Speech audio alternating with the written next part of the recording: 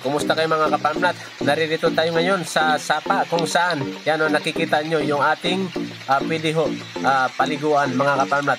Napakalinis ng tubig from Virgin Forest at 150 meters yung frontage ng ating property sa Barangay Road. Yan, maliban dyan mga kapamlat, corner lot po siya dahil meron pong kalsada papasok pa sa pagitan po ng property. Ito po yung tubig dito, malinis. Sa mga naghahanap po, nakaraan yan, yung panay tawag po tungkol po sa creek or sapa o river na malinis. Ito na po yung para sa inyo. Mula dito hanggang dyan sa SM Masinag ay nasa 40 minutes lamang yung ating travel time kung kayo ay may sariling sasakyan. You are watching Realty Philippines TV. Please don't forget to subscribe.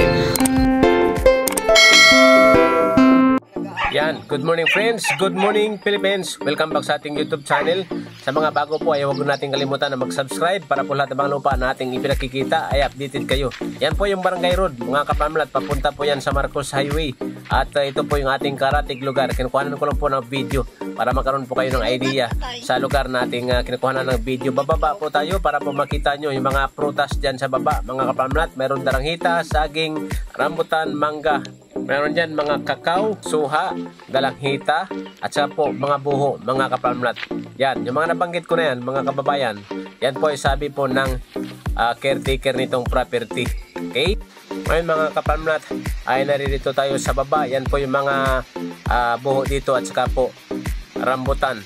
At saka po nakalimutan ko may niyog yung property ito na ating kinukuhanan ngayon ng video. Yung lupa po ay 30% yung kanyang flat and the rest po ay slope, mga kapamlat. Yan po yung buho. Yan po ay nasa 10 pesos per piece. Yan po sa Sigsag Road. Yan po sa Teresa Rizal, mga kapamlat.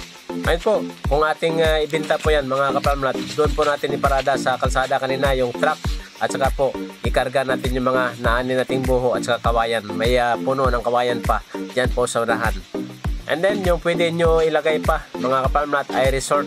At saka po dagdagan po natin ng ibang mga pananim pagaya po ng kape at saka po kakao, durian at saka po lansones kung mabubuhay or mamumunga dito sa Antipolo City.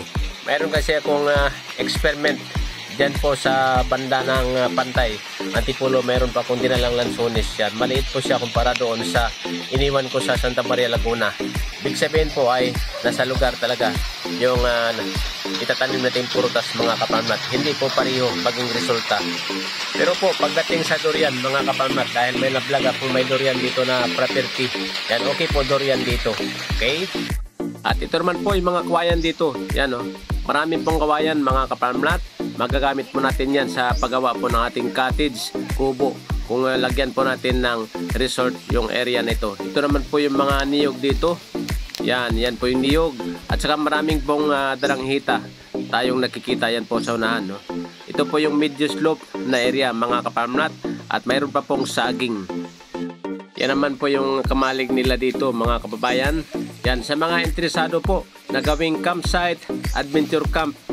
Kaya lang po maraming mga prutas, mga kapamlat. Yan, campsite pwede at saka resort.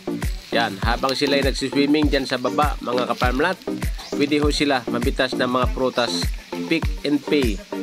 Ngayon naman po, ang ating distansya mula dito hanggang dyan sa Marcos Highway ay nasa 5 kilometers. At yung pinaka-landmark kung saan malapit yung lupa na ito, mga kapamlat, ay Palo Alto at saka po Buso-Buso Highland Resort and Restaurant dyan po sa Ciel Buso-Buso, mga kababayan. Ngayon naman, ito po yung mga tanim nilang daranghita, mga kababayan. Yan po, daranghita at may kalamansi, rambutan, yan, binanggit ko na po kanina, at saka po niyog at saka saging. Okay? Tayo po ay nakapalibot po yung bundok dito, mga kapamlat. Napakagandang lugar, tahimik, at nasa 800 meters lamang yung ating distansya dyan po sa Barangay Hall, mga kapamlat. Ganun po kaganda, mga kapamlat. Eksakto lang po yung ating distansya sa community kung gusto po natin magdagdag na ating project gaya po ng backyard na mga baboy, mga kapamlat.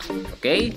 At sa mga bago po sa ating YouTube channel, yan, tuloy-tuloy ang ating services gaya po ng transfer of land title, application of original certificate of title, and surveying, landscaping, house design and construction, pati po paggawa ng inyong mga kubo, mga kaparmlat. At saka nakalimutan ko po, yan, pagtatanim po ng mga seedling. Okay? Tree planting services, mga kaparmlat. Yung seedling po ay mga galing dyan po sa Laguna. Ganun po kaganda ang ating property ngayon. Tingnan nyo, maraming mga pananim, mga kaparmlat. May kakao, mangga. Yan, ulitin ko lang po para po makita nyo lahat ng mga nakatanim dito. At kung kayo interesado, yan, mag-text lamang kayo sa aking messenger. Sindot sa amin yan sa aking dalawang number na naka-flash dyan sa screen. At ito po yung kalsada mula doon sa barangay kanina yan. Hindi lang po siya malinis. Nakakapasok po yung sasakyan hanggang dito, mga kaparmlat, pag malinis po yan. Okay? Ito po yung mga saging dito. Yan, no? 3 hectares po ito, mga kaparmlat, naka-frontage sa Barangay Road. At maraming pananim yan, mga saging dito. Yan, may produkto na po siya. At hanggang dito na lang po. At muli, from Antipolo City, ako ang inyong kaparmlat, Rosindo Saminyan. Kayo po ay nakikinig at nanonood sa inyong #1 Real Estate Referral Channel, Realty Philippines TV. Mabuhay tayong mga Pilipino.